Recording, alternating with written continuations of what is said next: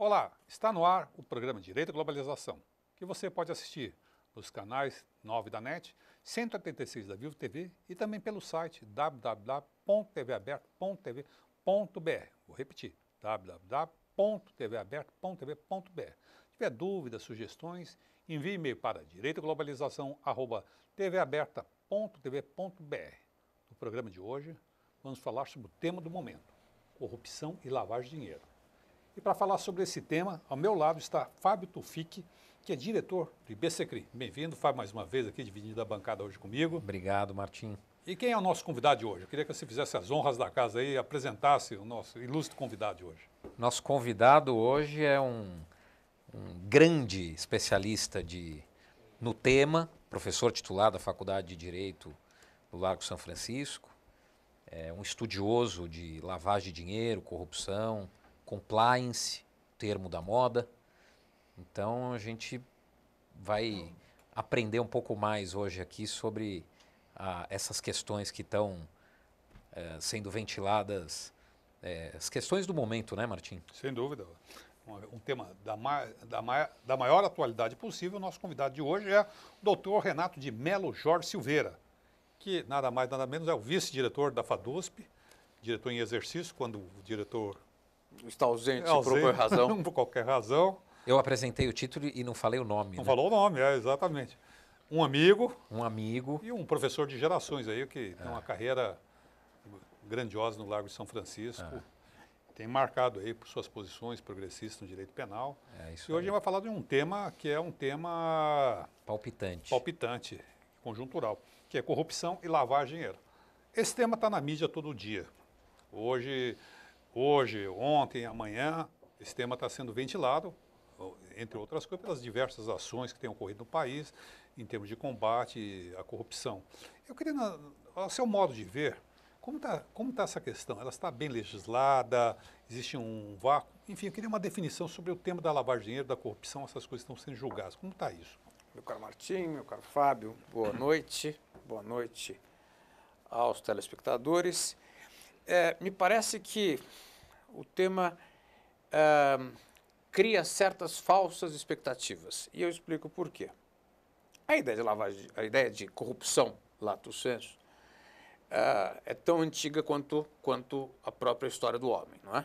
Eu tenho a corrupção acompanhando os vários momentos da vida do homem, da história do homem, em especial do Brasil. Existem alguns trabalhos, inclusive, sobre a história do direito penal, que mencionam os 500 anos de corrupção no Brasil, ou o Brasil e seus 500 anos de corrupção. E o favorzinho que Cabral já pede... E o favor que se inicia na caravela, os problemas no tempo da colônia, do império, da república, etc. Mas é muito curioso, porque o próprio Nelson Hungria, que foi talvez o maior dos penalistas brasileiros, alguém que o Dr. Fábio tão bem conhece e estuda, ele já dizia que a ideia da corrupção no Brasil era um pouco vinculada àquela tentativa de punição da baixa corrupção. Né? A alta corrupção nunca foi devidamente tratada pelos órgãos de justiça brasileira, por várias razões, por uma dificuldade de prova, por uma dificuldade dos processos, enfim. Isso começa a mudar, curiosamente, nos anos 90. Nos anos 90 tem uma nova colocação mundial quanto à corrupção. E isso é muito curioso. Por que isto? Por um problema ético, por uma descoberta de necessidades éticas? Não. Por quê? Curiosamente também, no final dos anos 90, eu, em termos mundiais, começo a mudar a minha agenda política. Eu perco um inimigo comunista, não é? Oculto dos países capitalistas. Estes países, através de agências econômicas, começam a eleger determinados focos de interesse.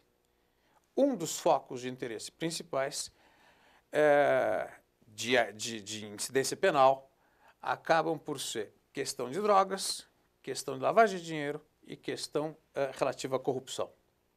A OCDE e vários organismos econômicos internacionais começam a ter interesses em relação à corrupção. E por que isso? Volto a dizer, por uma questão ética? Não, mas por uma questão de nivelamento de mercados. Eles tendem a dizer e a buscar um mercado ideal para os seus produtos. E num mercado onde eu tenho uma oscilação em termos de corrupção, eu posso não ter uma competição necessariamente justa. Nesse momento, ao longo dos anos 90, acaba por se perceber o quê? Uma série de tentativas de novas regulamentações internacionais acerca de corrupção, acerca de lavagem de dinheiro. O Brasil adere a estes compromissos internacionais em 96, em 98. Em 98 nós temos a nossa lei de lavagem de dinheiro. Ao longo dos anos 2000, começa a assinar e fazer valer vários acordos internacionais. E eis que, ao final da primeira década dos anos 2000, nós começamos a ter as situações, não é, de maior impacto da corrupção. Mas volto a dizer, a corrupção sempre existiu no Brasil. Eu estou só sentindo, nesse momento, uma nova ótica sobre essa corrupção. E nesta nova ótica da corrupção, na tentativa do que se tem dito, chamado de combate à corrupção, se percebem problemas penais bastante significativos. Então, ao seu modo de... Eu estou aqui impressionado com a aula aqui, mas vá, por favor.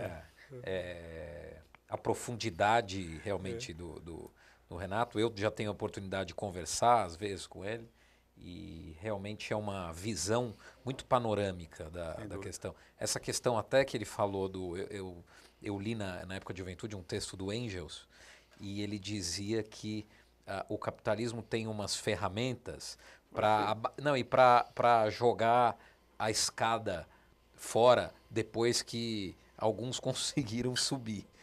Parece um pouco isso, né? Porque, de certa forma, se a gente puder ver o que está acontecendo hoje no Brasil, as multinacionais estrangeiras estão muito interessadas no nicho de mercado que vai se abrir com os problemas que estão acontecendo aqui. Quanto mais empresa for pega aqui por corrupção, maior o espaço aberto para virem empresas chinesas, coreanas, europeias. Se as empresas nacionais, empreiteiras nacionais ficam proibidas de contratar com o poder público, ou tem uma trégua, ou tem por própria posição de leis anticorrupção que o Brasil aprovou. Aprovou. A Halliburton vai entrar imediatamente.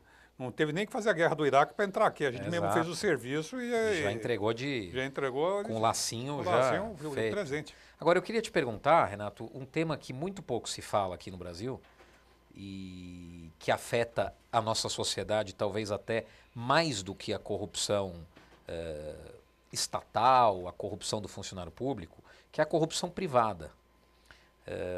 Em alguns países ela já é crime e muita gente que hoje se diz contra a corrupção, passeatas contra a corrupção, às vezes pratica atos de corrupção privada e nem se dá conta disso. Tamanha é a ideia impregnada na nossa sociedade de que a corrupção é só do funcionário público. Né? Dentro das relações privadas, isso pode no máximo beirar uma falta de ética, e hoje porque não está tipificado. Mas isso está caminhando para mudar? A mudança é próxima? Vamos lá.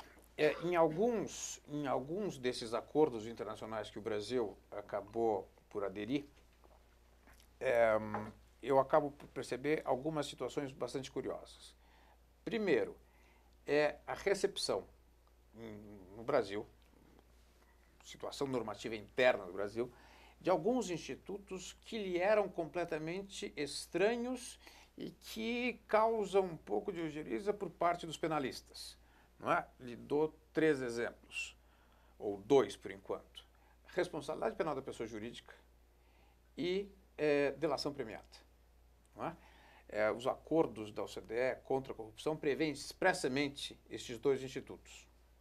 Uma ampliação cada vez maior desses institutos. A delação, nós vamos falar dela daqui a pouco, já é vista no Brasil desde os anos 90, mas ganha uma dimensão muito grande a partir de 2013. Mas, além disso, eu percebo uma série de pequenos outros institutos que acompanham este caminhar. E institutos que são muito mais próprios da realidade norte-americana, que, vamos só lembrar, é o grande eixo de interesses, não é? Dos países dominantes. Situações como cegueira deliberada, situações como no mercado de ações, insider trading, situações como Chinese Wall, muralha da China, etc., são presentes aí também. Situações como a corrupção privada. Hoje em dia, na Bribery Act britânica, na lei anticorrupção britânica, é proibido até mesmo um particular pagar, que está fazendo negócios com outro, pagar o almoço deste outro, sob pena disto ser visto como um ato corrupcional. Desculpa, Tito, o que você acha disso? Você acha que isso beira, por exemplo, aqui, uma caixinha para um garçom, aquela caixinha para ser bem tratado, para receber aquela coisa consagrada já, principalmente no Brasil, em países latinos. Onde é que está o limite disso? Veja, nós temos... Por exemplo, não poder pagar um almoço parece uma coisa um pouco exagerada, né? Mas a lei inglesa é considerada exagerada em demasia. Nós temos que lembrar que existe e há de existir, principalmente na aplicação do direito penal, uma certa tolerância de questões culturais, de questões sociais. Eu não posso querer simplesmente importar uma lei extremamente severa para a realidade brasileira, porque isso vai implicar em duas coisas. Em primeiro, que esta lei não vai ser aplicada. Em segundo, uma sensação de impunidade, ou seja, este tipo de corrupção não acaba sendo punido. Ora, não se pode imaginar isso. Por outro lado, a ideia de corrupção privada ganha uma dimensão interessante, digamos assim, no Brasil, no momento em que organizações de futebol e dirigentes esportivos são responsabilizados no exterior por atos que poderiam ser vistos como de corrupção privada. E se diz, por que esses senhores não são presos no Brasil? Ora, não são presos no Brasil porque no Brasil não é crime. Não é? Eu posso ter, no máximo, uma situação correlata de lavagem de dinheiro, etc., mas o crime em si não existe. Mas, de todo modo, me parece que se avizinha rapidamente uma tipificação desse tipo de questão no Brasil. Isto vai virar crime no Brasil por imposição do mercado externo, por imposição de forças externas, por uma assunção no Brasil de compromissos de criminalizar a corrupção privada. Eu vou interromper por aqui, vamos para o intervalo e voltamos já já. Até lá e obrigado por enquanto.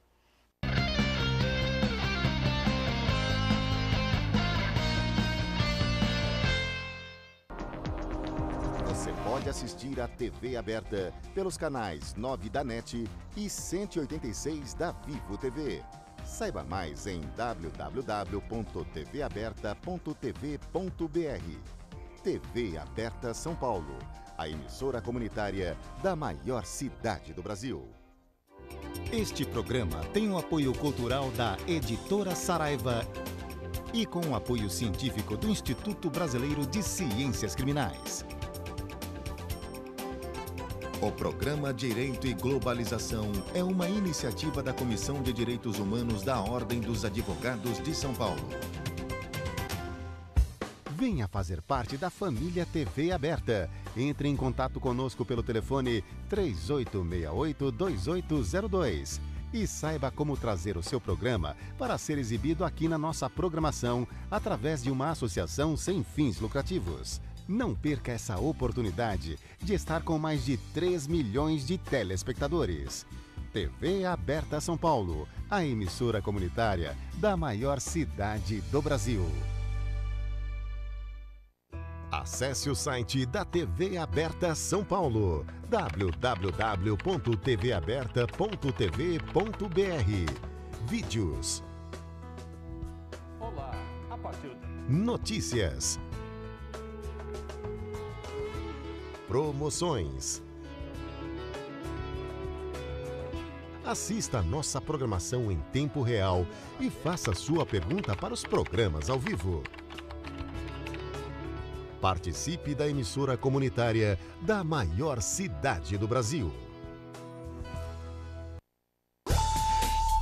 A TV Aberta também está no Facebook. Curta nossa fanpage e acompanhe as novidades da programação do canal comunitário da maior cidade do Brasil. Este programa tem o apoio da TV Interação, Associação Vida e Trabalho e da Ordem dos Advogados do Brasil, Seção São Paulo.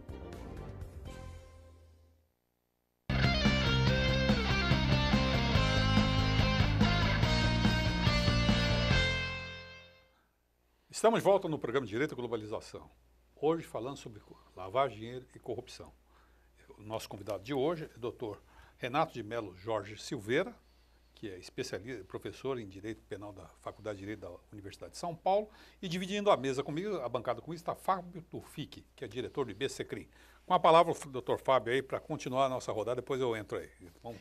Não, então, nós estamos falando justamente do limite que separa a corrupção. Agora, um tema, um assunto correlato, que inclusive dá nome ao programa, é a questão da lavagem de dinheiro. A lavagem de dinheiro, ela talvez nunca tenha sido tão punida, tão objeto de processo. Eu lembro que alguns anos atrás diziam que saiu uma pesquisa de que não tinha um sujeito condenado por lavagem de dinheiro no Brasil. E hoje nós vemos processo de lavagem de dinheiro, inquéritos por lavagem de dinheiro. Há uma vulgarização da lavagem de dinheiro, Renato? Eu queria só fazer uma pequena explicação, talvez, para o nosso público. A lavagem de dinheiro é criminalizada no Brasil em 98, não é? Com uma característica bastante peculiar. O artigo 1º da lei dizia que era crime ocultar dinheiro oriundo de determinados crimes e estipulava um rol fechado de alguns crimes considerados mais graves e que pudessem, de fato, atentar contra a ideia de preservação da ordem econômica. Muito bem. Esse tipo de legislação se enquadrava num momento intermediário do que se entendia por evolução do combate à lavagem. E o Brasil caminhou mais recentemente para um novo patamar de definição de lavagem de dinheiro. Seria crime ocultar dinheiros oriundos de qualquer infração penal. Então deixou o tipo penal mais aberto. Muito mais aberto. Mas mais do que isso, não fala nem de crime grave, como são os acordos que o Brasil assinou internacionalmente. Por que o Brasil aceitou a ideia tão ampla de infração penal? Para poder responsabilizar de forma oblíqua a ideia do jogo do bicho. O jogo do bicho é uma contravenção. É uma mera contravenção. É um crime, anão. Né, para colocar o jogo do bicho, você teve que colocar tudo. Para colocar o jogo do bicho, eu tive que colocar tudo. Eu criminalizei indiretamente o jogo do bicho de uma forma bem mais severa do que o legislador original havia feito. Por preguiça de criminalizar o jogo do bicho, é isso? Eu acho não que seria mais eu fácil? não sei se por preguiça, mas digamos que foi uma forma indireta que talvez tenha passado desapercebida por muitos setores interessados. Até porque o jogo do bicho é um jogo em extinção, né? Pois isso é verdade. Mas, enfim, eu criminalizo uma situação qualquer de jogo. Inclusive, hoje em dia, onde eu tenho jogos na internet, eu tenho jogos em paralelo em tantos campos, me parece um pouco hipócrita essa colocação. Até porque essa rede de capilaridade que o jogo do bicho tinha foi ocupada pelo narcotráfico. E hoje ninguém mais... Eu não conheço mais ninguém. Antigamente passava na rua, vinha assim, para todos, vinha colado no poste. Hoje em dia não existe mais isso. Mas, de qualquer forma, com isto, existe uma completa banalização. Qualquer coisa pode ser lavagem de Por dinheiro. exemplo, você falou ocultação. Ocultar dinheiro do crime é lavagem de dinheiro? Para um telespectador que está nos assistindo, entender o que separa colocar o dinheiro do tráfico embaixo do colchão é lavagem de dinheiro? Porque se for, todo crime você responde automaticamente junto com a lavagem. Porque em algum lugar o sujeito tem que colocar o dinheiro. E o produto do crime, fora os crimes passionais, todo o crime que gera produto financeiro. Claro, veja roubar só, bicicleta. Veja só o problema de uma lei feita às pressas ou não feita com tanto cuidado quanto deveria. Ela cria uma série de dúvidas. Não é? A jurisprudência tem tentado, nos últimos tempos, corrigir alguns desses rumos. A dizer, por exemplo, o ocultar o dinheiro da corrupção não é necessariamente lavagem de dinheiro. A decisão do mensalão. É um desdobramento o meio usado para pagar a corrupção Perfeito. Não pode configurar lavagem. Porque senão eu teria a possibilidade de ocorrência de 2 incidências penais pelo mesmo fato, o que não faz o menor sentido e é inclusive proibido pelas regras do bom direito. Mas veja, até eu conseguir resolver isso, eu vou gastar muito tempo, muito papel e muita caneta. E muita liberdade. E muita liberdade, o que é o mais problemático. Agora, porque as pessoas são presas,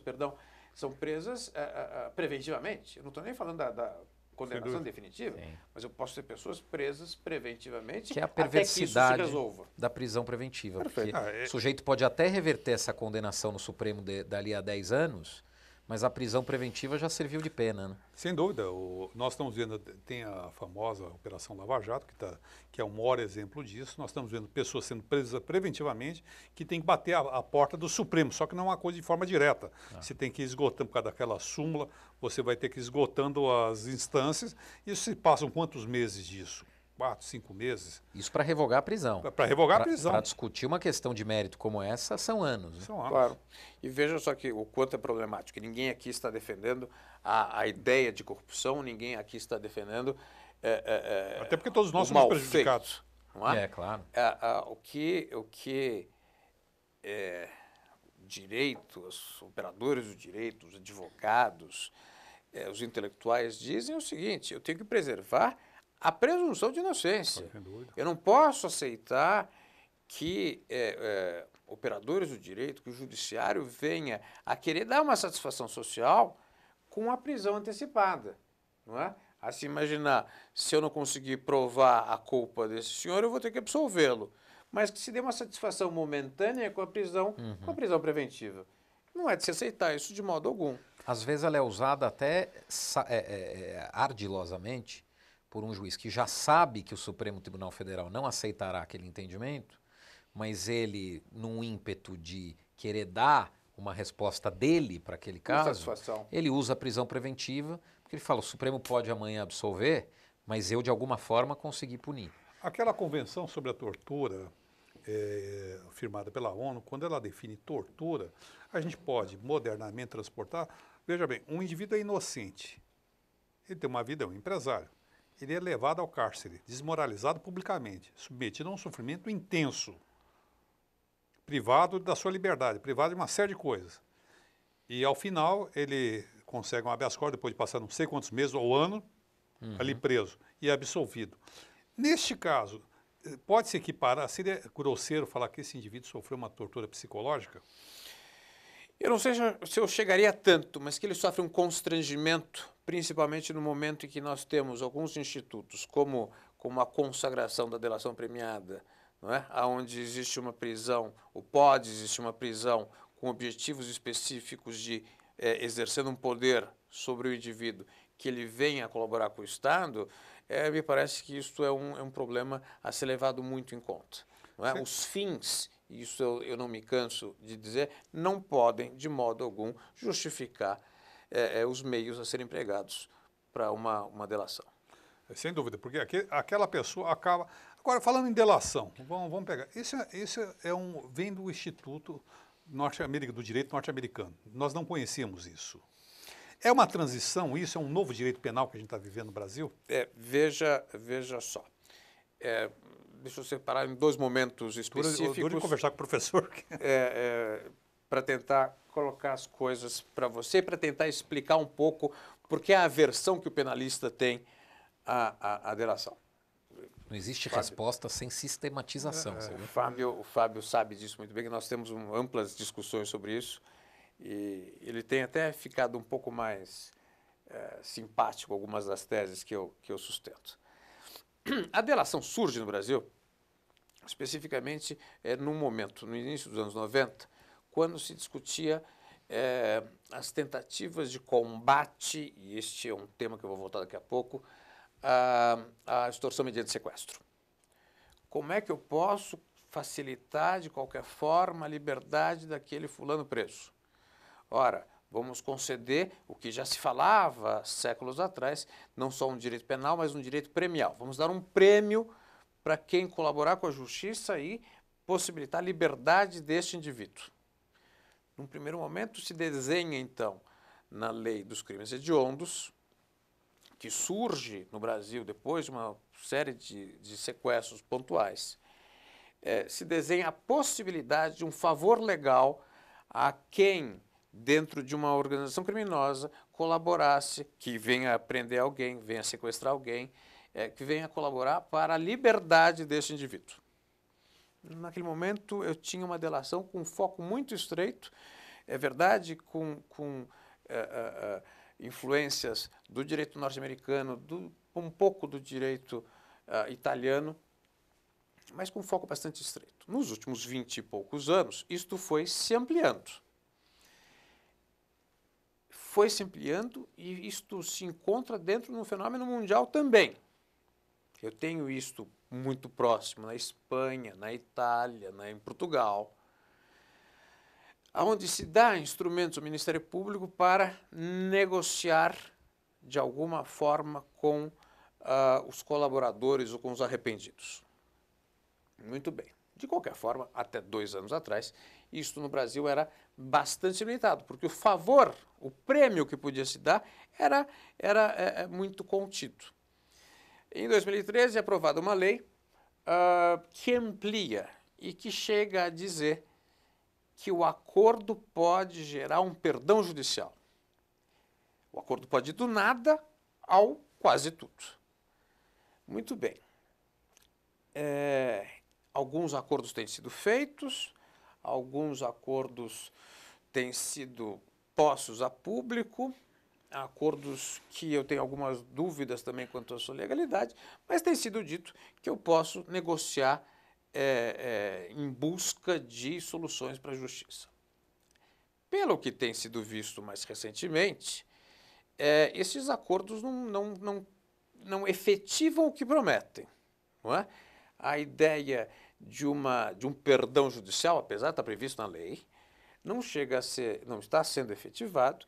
Primeiro porque os operadores do direito têm uma ideia que também não se pode dar tanto prêmio. Não é? Ao assim trabalharem, eles poderiam estar quase que prevaricando, quase que não exercendo o seu papel. Mas se é assim, me parece que o fulano, o colaborador ou o delator, também fica numa situação um pouco inglória, porque eu não sei qual a segurança jurídica que este fulano tem para delatar. Se diz expressamente a delação não pode ser efetivada porque ele era responsável. Ora, pelo fato de ele ser responsável que ele delatou. Porque a delação é tão complicada na sua essência que ela sempre prestigia aquele que sabe. A delação não interessa aquele que não sabe. Eu estava falando outro dia com uma plateia de jornalistas, e aí eu falei para uma moça, eu falei, se você quiser matar alguém, não mate sozinha, numa situação normal. Mate dentro de uma organização criminosa e seja a cabeça. Porque neste caso você pode eventualmente usufruir de um benefício de delação premiada. Se você matar sozinha, sem ajuda de ninguém, numa situação isolada, você não tem direito ao benefício. Porque esse é um dos problemas do Brasil, né? Os Estados Unidos, você me falou isso uma vez, os Estados Unidos têm como quase que uma espinha dorsal do sistema judicial americano, o acordo. Não de delação, acordo. Então, você pode fazer um acordo de delação e não delação. Aqui, da forma como a gente tem visto, os acordos acabam livrando da cadeia os chefes, ou supostos chefes de uma organização criminosa, e aquele sujeito de patamares inferiores, de funções fungíveis, com uma peça meramente instrumental na engrenagem, que não conhece nada, e portanto nada tem a revelar, ele acaba sujeito à mesma pena, mas ele não tem a delação para negociar, ele não tem o que delatar. Então, ou mesmo se ele tiver um nível intermediário, tudo que ele sabe já está contado pelo já está contado pelo superior. Mas normalmente o que esse cara tem para dizer não interessa. Ele fala, bom, você vai me dizer dentro da empresa que na verdade o superior é culpado mesmo? Bom, isso eu já sei. Eu quero saber de outros lugares, eu quero saber de políticos, eu quero... Então, o que se verifica é um pouco essa distorção que se gera num sistema como o nosso, que não prevê possibilidades de acordo fora da delação, a não ser transação penal, suspensão do processo para crimes de bagatela. Mas há um vácuo aí de um leque de crimes que o sujeito não tem direito a esse tipo de acordo. Eu vou interromper você por aqui, vamos para o intervalo e voltamos já já.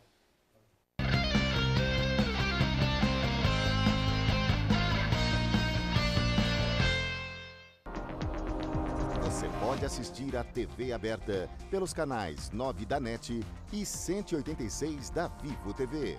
Saiba mais em www.tvaberta.tv.br. TV Aberta São Paulo, a emissora comunitária da maior cidade do Brasil.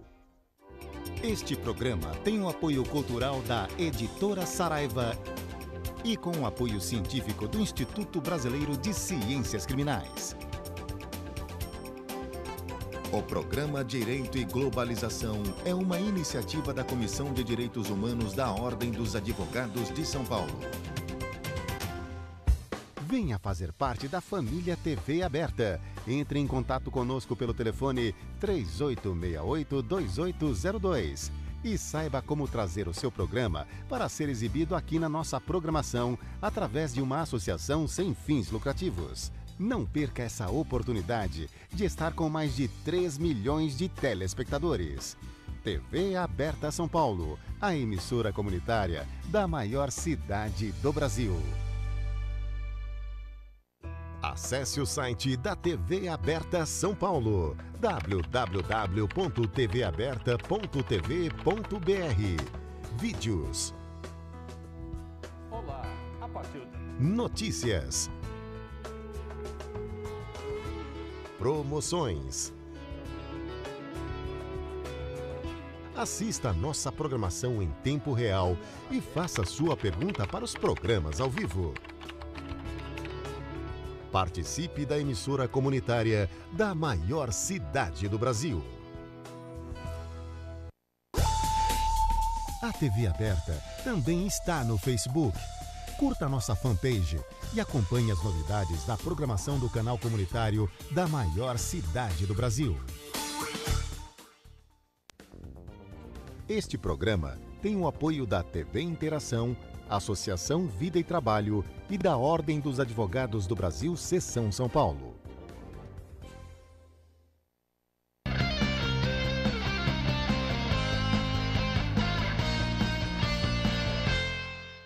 Estamos de volta no programa Direito e Globalização. Hoje recebendo o Dr. Renato de Melo Jorge Silveira. Eu sempre estou lendo aqui, depois você errou o nome dele na petição, não quero errar. Então, eu sempre estou... Ele é vice-diretor da Faculdade de Direito da Universidade de São Paulo, professor de Direito Penal. Dividindo comigo a bancada, o Dr. Fábio Tufik, diretor do IBCCRIM. E eu queria perguntar a você, Renato, o seguinte. Nós temos foi uma colocação que o Fábio fez que eu achei bastante interessante antes do programa. O delator, o corrupto, ele é uma pessoa que transige na ética dele. Ele afasta o princípio e a finalidade dele é se enriquecer, ou seja, ele trazer para a esfera pessoal poder e dinheiro. Quando ele faz a delação premiada, ele também relativiza princípios, agora não para ganhar dinheiro, mas para se preservar e abrindo mão até um pouco do dinheiro. Enfim, como é que você enxerga esse conflito ético? Isso é bastante curioso. Eu cheguei a falar pela manhã sobre algumas questões numa palestra que houve na faculdade sobre isso. E é sempre complicado se falar de ética quando começa a se falar sobre corrupção. Primeiro porque você pode cair naquela falácia de que estar-se-ia defender uma ética do delinquente. Veja, depende exatamente do que se imagina como ética ou do que se imagina, então, vamos trocar o termo para evitar qualquer tipo de oposição, até legítima, do telespectador. Vamos imaginar um quadro de conduta ou um panorama de conduta deste senhor. Não é? Daí eu posso ter vários quadros de conduta concomitantes. Muito bem. Ele entra em conflito, entra. Esta foi uma das principais oposições, quando da promulgação da Lei 8.072, da Lei dos Crimes Hediondos, você dizia, bom, o que está se prometendo para o delator? Na época se chamava delação premiada. O que está se prometendo para o delator? Está se prometendo um abrandamento da pena. Muito bem.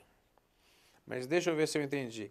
Um abrandamento da pena, mas ele vai para o mesmo presídio que o fulano que foi delatado. E não existia à época, nos anos 90, nenhuma previsão de prisão em separado, de prisão onde se protegeria este indivíduo, etc. Hoje em dia isso até está previsto.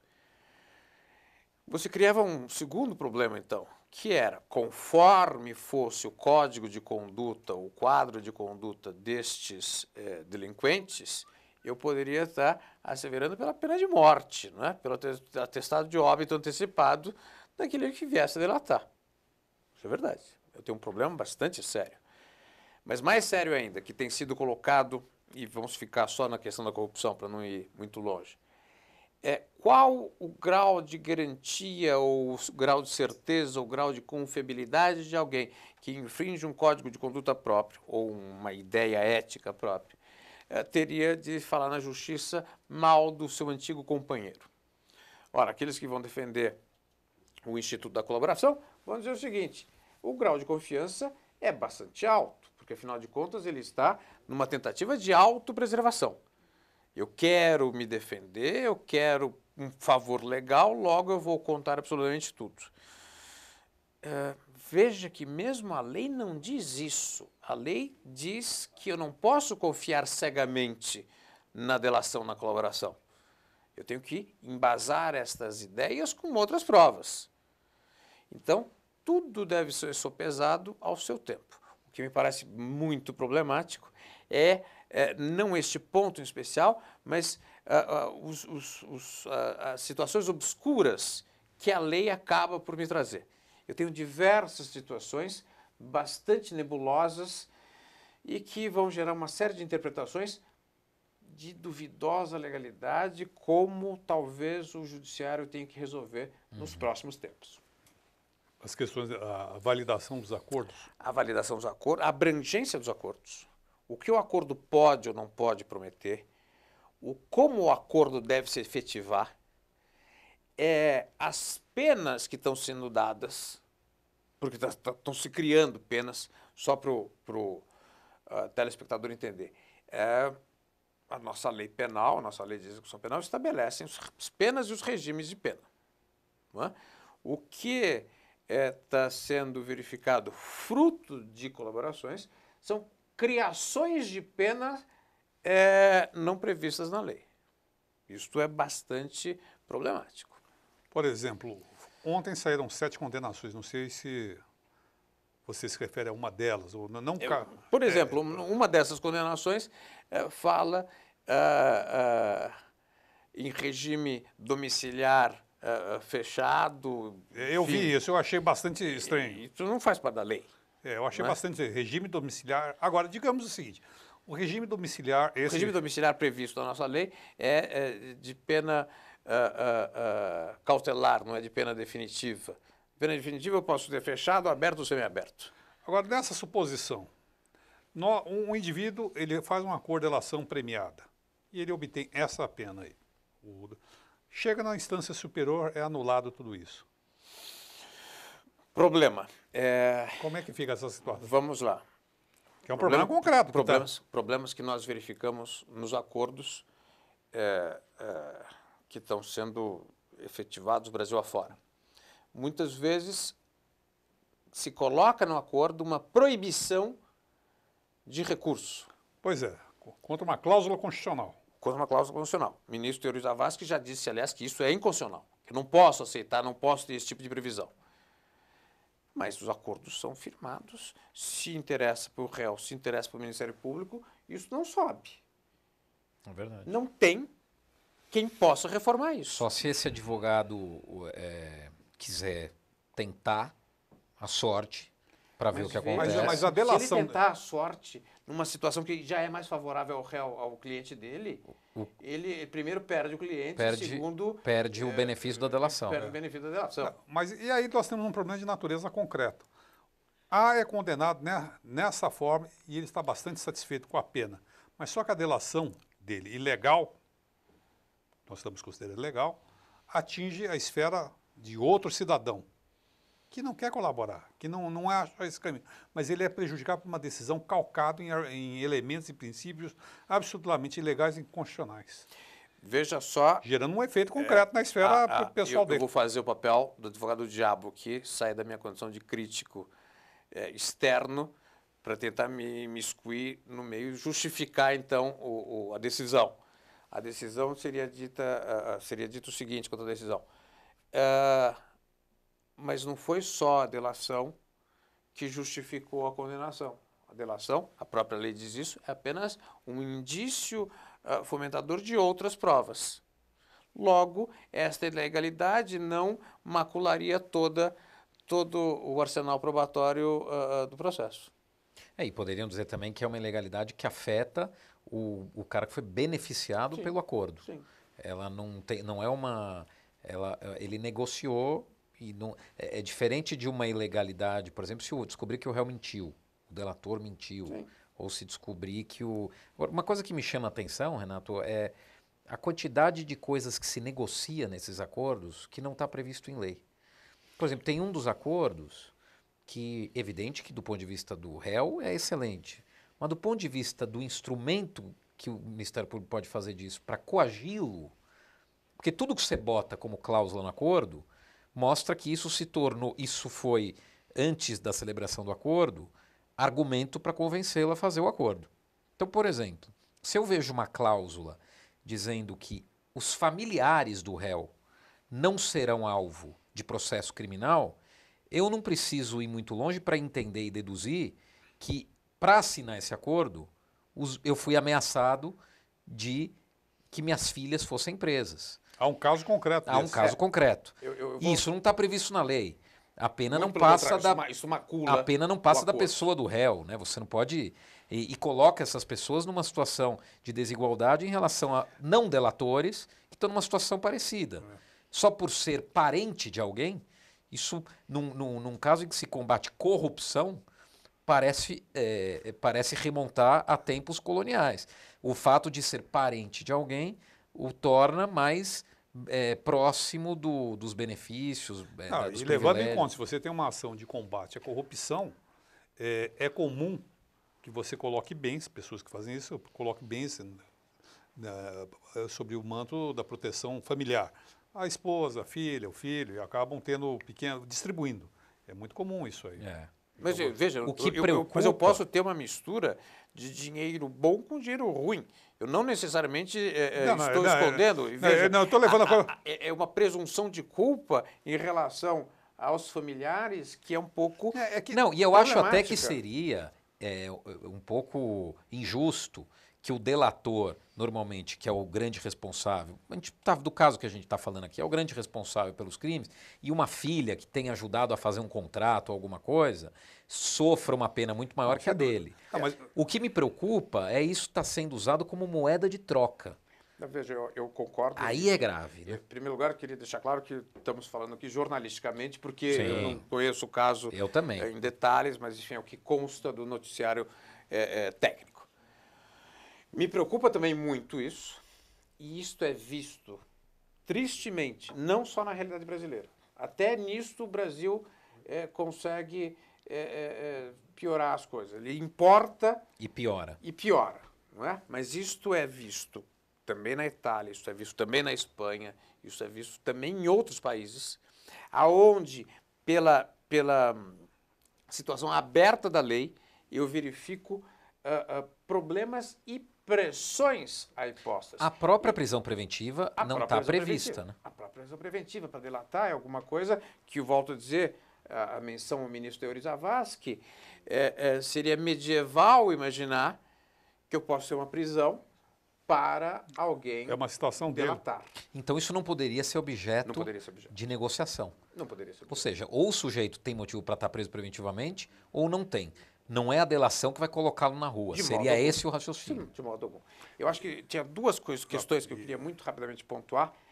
A primeira delas diz respeito a algo que eu mencionei algumas vezes, Martim idem, a ideia de combate à corrupção. E aqui eu me socorro de um grande amigo de Fábio, que é o professor Davi Teixeira de Azevedo, que sempre resgata esta ideia de que o juiz, ou o juízo, ou o magistrado, de modo geral, não combate a nada. Não é? Eu posso ter o combate em esfera policial, eu posso ter o Ministério Público que tenta cercar e conter um determinado fenômeno, mas o juiz não combate, o juiz dá a lei. E apenas e tão somente isso. Segundo dado, nestas questões que muitas vezes parecem um pouco mais instrumentos de força do que instrumentos de obtenção de provas, eu crio o seríssimo risco de transformar um instrumento potencialmente bom, ou genericamente bom, em um instrumento até corrupcional em si mesmo. Porque veja só, e imaginemos, nenhum caso concreto, por favor, mas um caso hipotético, de um juízo e de um órgão de acusação que se fecham em si mesmo e resolvem ali determinada situação, determinado acordo, etc.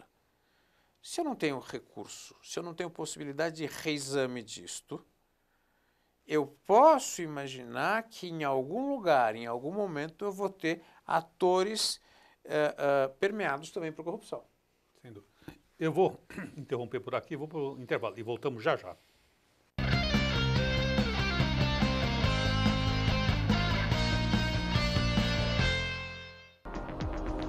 Você pode assistir a TV aberta pelos canais 9 da NET e 186 da Vivo TV. Saiba mais em www.tvaberta.tv.br. TV Aberta São Paulo, a emissora comunitária da maior cidade do Brasil. Este programa tem o apoio cultural da Editora Saraiva e com o apoio científico do Instituto Brasileiro de Ciências Criminais.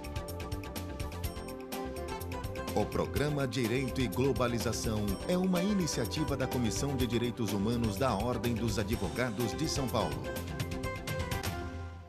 Venha fazer parte da família TV Aberta. Entre em contato conosco pelo telefone 3868-2802 e saiba como trazer o seu programa para ser exibido aqui na nossa programação através de uma associação sem fins lucrativos. Não perca essa oportunidade de estar com mais de 3 milhões de telespectadores. TV Aberta São Paulo, a emissora comunitária da maior cidade do Brasil. Acesse o site da TV Aberta São Paulo, www.tvaberta.tv.br. Vídeos. Olá, a partir de... Notícias. Promoções. Assista a nossa programação em tempo real e faça sua pergunta para os programas ao vivo. Participe da emissora comunitária da maior cidade do Brasil. A TV Aberta também está no Facebook. Curta nossa fanpage e acompanhe as novidades da programação do canal comunitário da maior cidade do Brasil. Este programa tem o apoio da TV Interação, Associação Vida e Trabalho e da Ordem dos Advogados do Brasil, Seção São Paulo.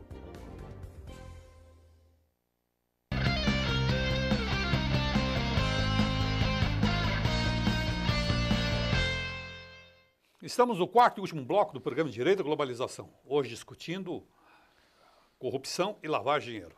Com a palavra, Fábio Tofik. São várias questões, né?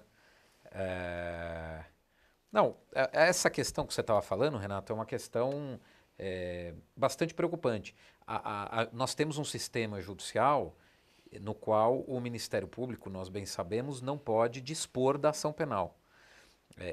o que parece que há ainda na sociedade brasileira uma desconfiança do agente estatal. De forma que nós o obrigamos a ir até o fim. Nós não permitimos que ele negocie absolutamente nada. A delação premiada é uma exceção. E você estava dizendo que isso pode, inclusive, dar margem à própria corrupção do próprio, o instrumento da própria delação como uma arma de corrupção. Paralelamente a isso, como é que fica, nós estávamos discutindo aqui, há um ano atrás, 1 ano e meio atrás, ou 2 anos atrás, com aquele caso do Márcio, quando ele recebeu dinheiro do Carlinhos Cachoeira, veio à tona a questão de honorários do advogado, né?